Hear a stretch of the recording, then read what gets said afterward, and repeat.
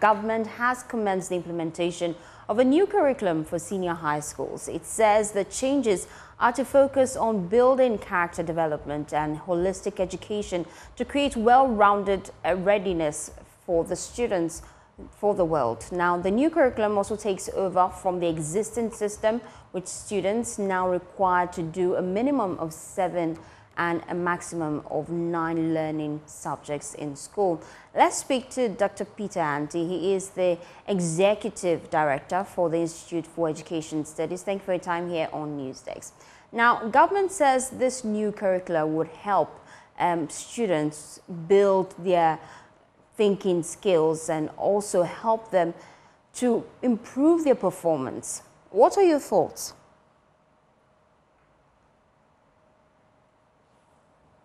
Doc, you'd have to position rightly and so that we can hear you clearly, and unmute your microphone as well. I just wanted to get, yes, I can hear loud and clear.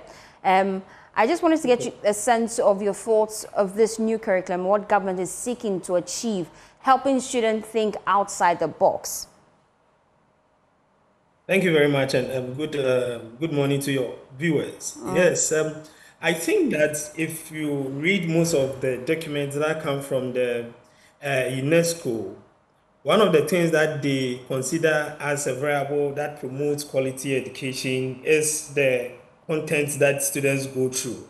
So when we are talking about quality education, we are not really looking at the infrastructure available. We are not looking at the performance that the students put up at the end of their education. You are also looking at the content, the nature of the curriculum that students are exposed to.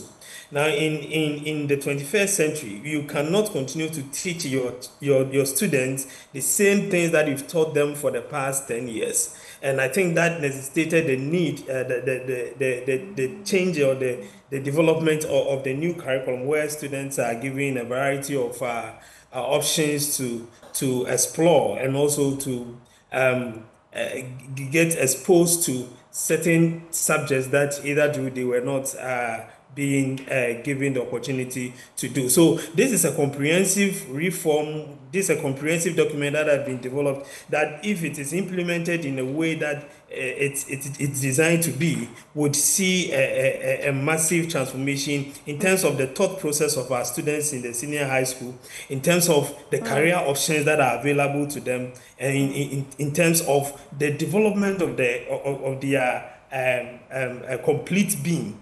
I talk of the complete being because there's a whole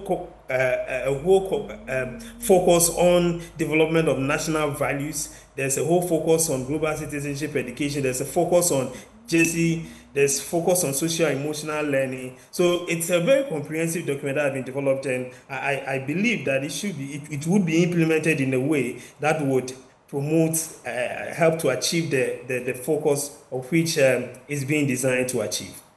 This is coming at a time where there are concerns about our educational sector, especially where elsewhere people are already being taught how to employ the services of artificial intelligence in their academic work. But here's the concern of many. Previously, when government decided to change the curricula, getting access to learning materials for students and even teachers were very difficult. How do you propose the approach this time should be from government? Well, I think that the lessons that we learned from the implementation of the standard-based curriculum at the basic level have really helped in the development of even the common core that was at the junior high school level, and this one that is about to be rolled out. I'm saying this because what we have now, even at the common core program, was a development of a teacher manual and a learner manual that was given to the students. And then the other publishers will come in and produce the textbooks. This time around, for the past 1 year, teachers have been exposed to varied forms of documents that will enable them appreciate the new curriculum. So see that instead of the kind of cluster-based training that we're giving to teachers for the previous curriculum that were developed. This one, there's a continuous process of training teachers to understand the curriculum within the circles of within the environments of the schools that they are teaching in. And this is what we call the professional learning community. So teachers are constantly meeting to discuss issues in relation to the new curriculum. Documents have been developed, the teacher manuals have been developed, student or learner manuals have also been developed, which would kickstart with the implementation of the curriculum. What we have to understand is that there is the publisher aspect where people would pick the curriculum and then develop textbooks and sell. That is beyond the remit of NACA. What NACA does is to approve these books. But in the development of this curriculum, NACA, in conjunction with TTEL and the Ministry of Education, have developed teacher manuals and learner manuals that will be given to students when the academic work begins. And these are in soft copy forms, and I think some of them have been printed. So in terms of materials to kickstart the implementation process, I can say that there are a lot of materials that have been developed that I'm very privy to, that I can't confirm to this. So the implementation process, it looks different, and I think it's from the lessons that we learned from the previous ones that we have already implemented, and I'm hoping that we'll be able to get this right because a lot of investment have gone through this, and I believe that we should be able to get this right, and we should get this right. Thank you, Dr. Peter Anti. He is the Executive Director for the Institute for Education Studies. Now let's do some other stories still in the education sector. A group calling itself the Coalition of Unpaid Teachers and Association, they are asking government to pay them outstanding salaries after being employed as teaching staff under the Ghana Education Service. Now, according to the teachers, they were employed permanently by government in 2023.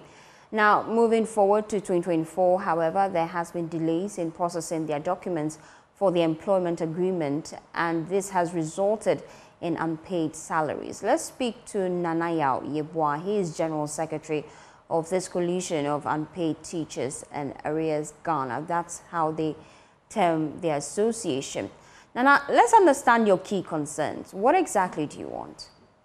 Okay, thank you for having me. Our issue is about a lot of outstanding the government is refusing to pay us. And then this started at the middle of the year. When the government recruited us last year in 2023, we began processing our documents. And some of our colleagues who were fortunate for their documents to be processed on time had their IDs on time. That is from January to May. But some of us who had our IDs delayed, that is from July till now, are having issues. Some of my colleagues have worked for 16 months and have received salary for only 2 months. Others have worked for 14 months and have received salary for just a month. As I am speaking with you currently, I have worked for 13 months, but then I have only received salary for 3 months. And the situation is very worrying. The government in August, that is GES, issued a communique that they are aware of the challenges and that they are going to work on it in August and September. So we were rest assured that the government was going to deal with the issue. Fast forward, nothing has been done about the issue, and this is creating a lot of issues for teachers, considering the current economic situation. Working for over a year without being paid your salary is a big issue in the country. And the most worrying issue is that we have validated at the end of the month. We will be validated for 13 months, but then you will receive a salary for a month or 2.